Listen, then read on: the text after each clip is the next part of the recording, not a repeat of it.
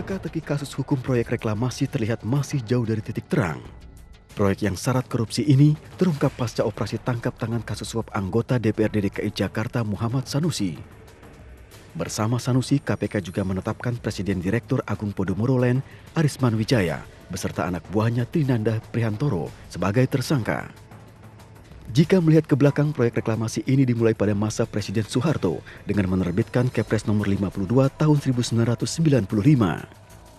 Tetapi, krisis ekonomi Asia yang menerpa Indonesia pada tahun 1997 membuat proyek reklamasi ini terhenti. Kala menjabat Gubernur DKI Jakarta tahun 1997, Gubernur Sutioso mengeluarkan Perda Reklamasi di kawasan Pantai Utara Jakarta yang diperuntukkan perumahan menengah kelas atas. Namun kebijakan Gubernur Sutioso ini dipatahkan oleh Menteri Lingkungan Hidup Nabil Makarim pada tahun 2003. Alasannya, reklamasi akan meningkatkan resiko banjir. Alasan yang sama disampaikan Nabil Makarim menjadi kenyataan. Pada Juli 2007, banjirop yang cukup parah menerpa Jakarta Utara. Meskipun banjirop terjadi, Gubernur Sutioso tetap memberikan izin prinsip kepada Agung Sedayu Group untuk menggarap pulau reklamasi yang sekarang menjadi Pulau D.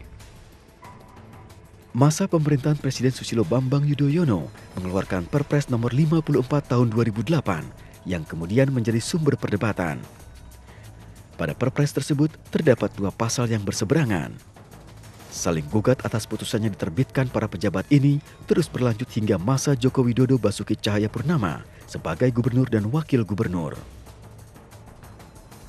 Sebagai Gubernur DKI Jakarta, Joko Widodo sengaja tidak memperpanjang izin pelaksanaan satu pulau dan izin-izin yang kadaluarsa pada September 2013. Akan tetapi, ketika Joko Widodo sedang mengambil cuti kampanye presiden pada tahun 2014, pelaksana tugas Gubernur Basuki Cahayapurnama atau lebih akrab disapa Ahok memperpanjang izin prinsip dan izin pelaksanaan yang telah kadaluarsa tersebut. Perpanjangan izin prinsip dan izin pelaksanaan inilah yang menjadi petaka. Kala pemerintah pusat belum menerbitkan izin reklamasi, Gubernur Ahok mengajukan dua rancangan peraturan daerah tentang zonasi reklamasi dan rencana tata ruang kawasan strategis reklamasi.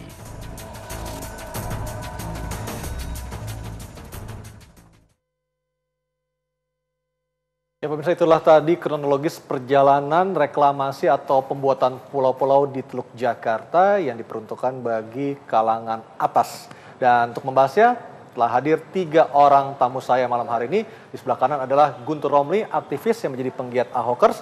Selamat malam. Selamat malam. Mas Guntur. Dan Pak Margarito Kamis, pengamat hukum tata negara. Selamat malam Pak Margarito. Selamat malam. Dan Bang Tigor dari LBH Jakarta yang merupakan salah satu yang menggugat keputusan Pemprov DKI Jakarta dan masih bersidang di PT UN Jakarta ya. Selamat malam Bang Tigor. Malam. Nah, saya ke Bang Tigor dulu. Jelang nanti putusan yang akan diambil, sidang putusannya Selasa mendatang. Apa dasar keyakinan Anda gugatan yang dilakukan oleh sekelompok orang di Jakarta ini akan diterima Majelis Hakim PT UN? Oke, jadi gugatan ini yang menggugat adalah nelayan. Ya. Yang memang berdampak langsung, terkena dampak langsung dari pembangunan Pulau G khususnya yang saat ini kita gugat surat keputusan pelaksanaan izin reklamasinya. Kita melihat bahwa di persidangan terbuka dan terbukti bahwa partisipasi nelayan itu tidak pernah diikutsertakan dalam pembahasan Artinya Pulau G ini. Pemprov DKI Jakarta tidak pernah mengajak nelayan untuk dimintai pendapatnya terkait dengan rencana reklamasi? Pemprov dan pengembang sendiri. Oke. Tidak ada sosialisasi, baik itu saksi yang dihadirkan oleh penggugat maupun tergugat. Yang kedua, bahwa terbukti ada kerusakan lingkungan khususnya laut akibat dari pembangunan ini yang pasirnya itu mencemari laut yang ada di wilayah pembangunan persis di depan Muara Karang, Pelabuhan Muara Karang. Ini Pulau G ya? Pulau G G berada di depan Pelabuhan Muara Angke. Muara Ya. Angke. Yang kedua, bahwa terbukti ada kerugian-kerugian yang didapatkan nelayan akibat pembangunan ini. Mereka semakin jauh melaut, yang awalnya begitu mudah mendapatkan ikan di lokasi tersebut, sekarang ikannya sudah tidak ada karena pencemaran itu. Kemudian kita terbuka juga di persidangan, tidak ada informasi yang transparan yang disampaikan oleh tergugat, baik itu KLHK, KLHS, Kajian Lingkungan Hidup Strategis, itu tidak pernah didapatkan oleh tidak pernah dibuka secara publik, kemudian izin lingkungan juga tidak dibuka secara publik, AMDAL juga tidak dibuka secara publik. Kemudian juga terkait dengan SK juga, SK penerbitan juga kita susah mendapatkannya. Artinya Anda ingin mengatakan semua permasalahan izin yang diberikan Pemprov DKI Jakarta terkait dengan pembuatan Pulau G tersebut dilakukan secara diam-diam, seperti itu singkatnya? Khusus untuk Pulau G kita katakan diam-diam, karena kita tidak pernah melihat ada SK-nya, tapi ketika kita surati dengan informasi publik dan dibalas, cek saja di website. Padahal dulu websitenya kita cek tidak ada, tapi ketika kita cek ternyata ada. Nah, sepertinya tidak tahu kapan di-uploadnya ke website tersebut. Baik, Pak Margarito, di kasus ini, jika memang Pemprov DKI Jakarta benar dikatakan apa yang dikatakan tadi, anggaplah benar seperti itu, atau mungkin nanti dibuktikan persidangan, apakah sesungguhnya yang terjadi dalam kasus ini? Apakah mungkin untuk keputusan sebesar ini, Pemprov DKI Jakarta tidak melibatkan nelayan untuk dimintai keterangan, dimintai pendapatnya?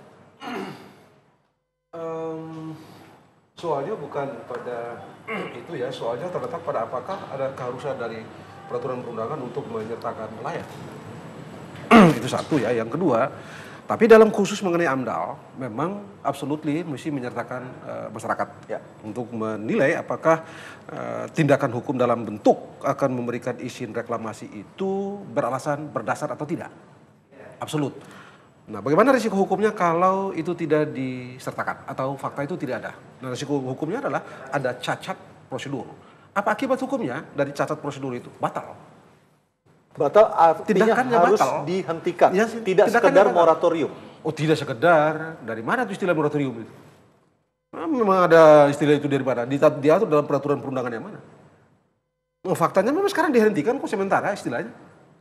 Keputusan yang saya lihat nih baru sebentar. Tetapi Ya, tuntutan dari LBH Jakarta dan juga nelayan meminta agar untuk selamanya dihentikan, tidak sekedar moratorium seperti itu? Ya betul, karena tadi alasan-alasan tadi yang kita sampaikan berdampak pada nelayan, lingkungan, kemudian mengenai prosedur hukumnya juga kita menilai bahwa Pemda DKI, Gubernur tidak berwenang dalam menerbitkan izin ini.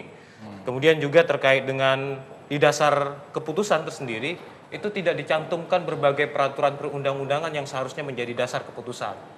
Contohnya Undang-Undang Lingkungan Hidup di dalam keputusan pelaksanaan reklamasi itu tidak dicantumkan. Undang-Undang tentang kelautan tidak dicantumkan.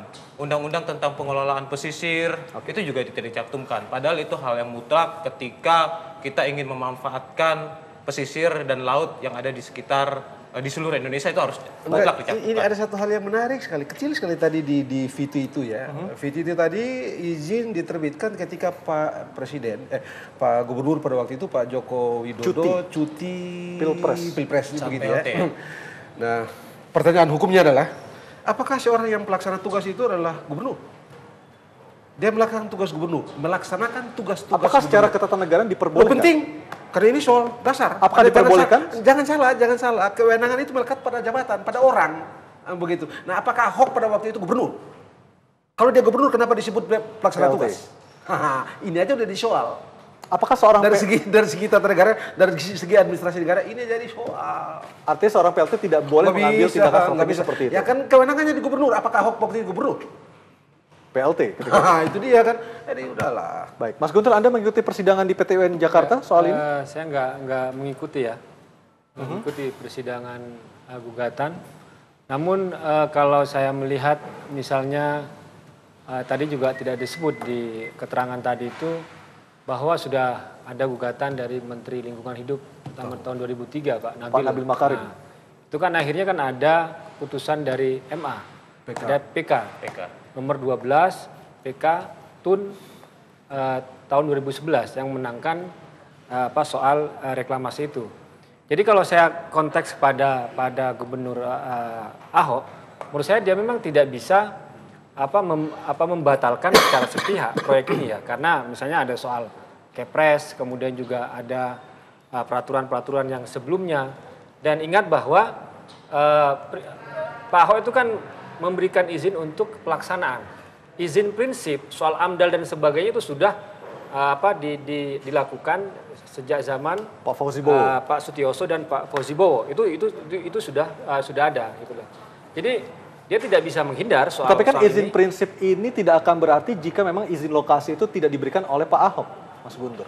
Ya, alasannya adalah kenapa dia tidak mau menerbitkan kelanjutan ya izin pelaksanaan misalnya. Kan nanti kan akan ada gugatan dan kita sudah tahu bahwa soal proyek reklamasi ini sudah ada kekuatan hukumnya dari Mahkamah Agung gitu loh. Tiba-tiba kok ada gubernur yang ingin tidak meneruskan atau membatalkan, apa alasannya?